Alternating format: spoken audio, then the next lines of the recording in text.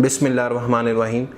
मेरा नाम है डॉक्टर जुनैर। आज का हमारा टॉपिक है, अक्सर लोग सवाल करते हैं कि विदाउट टेकिंग मेडिसिन हमारे हेयर ट्रांसप्लांट का अच्छा रिज़ल्ट आ सकता है।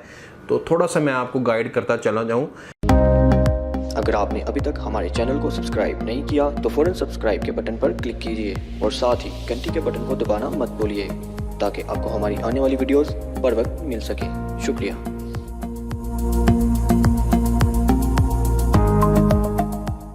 कि अक्सर लोग कहते हैं कि हमने हेयर ट्रांसप्लांट तो करा लिया, अब हमने किसी किस्म की मेडिसिन नहीं खानी। मेडिसिन अगर आप नहीं लेंगे तो आपका रिज़ल्ट 100% नहीं आ सकता। फॉर एग्ज़ाम्पल, अगर आपको एंड्रोजेनिक एलोपेशिया, आप में DHT की हार्मोन की मकदार आपकी ब्लड में ज़्यादा है, तो आप इसकी मेडिसिन लें, ये आपकी फ़ायदेमंद है। ये आपकी कोई लिबिडो या सेक्सुअल एक्टिविटी को कम नहीं करेगी। सेक्सुअल एक्टिविटी मेनली टेस्टोस्टेरोन की वजह से होती है, ना कि डायहाइड्रोटेस्टोस्टेरोन की वजह से। तो ये एबनॉर्मल मकदार है, इसकी मकदार को हमने नॉर्मल करना है। तो आप ये ना समझें कि इसकी वजह से आपकी लिबिडो सेक्सुअल एक्टिविटी कम हो जाएगी।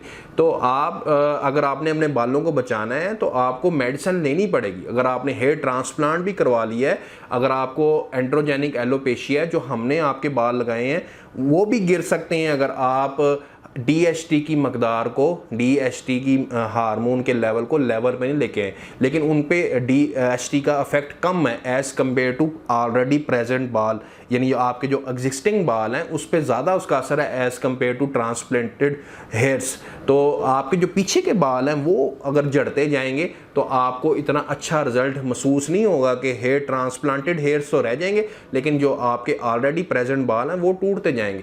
तो हेयर ट्रांसप्लांट के बाद आप मेडिकेशन लाजमी लें डॉक्टर की हदायत के मुताबिक।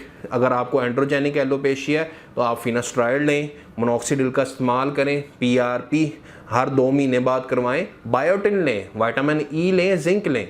अगर आपने फुल रिजल्ट, अच्छा रिजल्ट लेना है तो ये आपको मेडिसिन लेनी पड़ेगी। अक्सर पेशेंट कहते हैं कि हमने कोई अब मेडिसिन नहीं लेनी, PRP नहीं करवानी, फिर उनमें 100% हेयर ट्रांसप्लांट का रिजल्ट नहीं आता और इन फ्यूचर 4-5 साल बाद उनके ट्रांसप्लांटेड हेयर भी टूट सकते हैं, क्योंकि बाल भी एक जिस्म का हिस्सा है, इनको भी एक प्रॉपर न्यूट्रिएंट्स केयर चाहिए। ये नहीं है कि हमने आपके कोई परमानेंट बाल लगा दिए हैं, कोई ऐसे बाल लगा दिए हैं जो टूट ही नहीं सकते।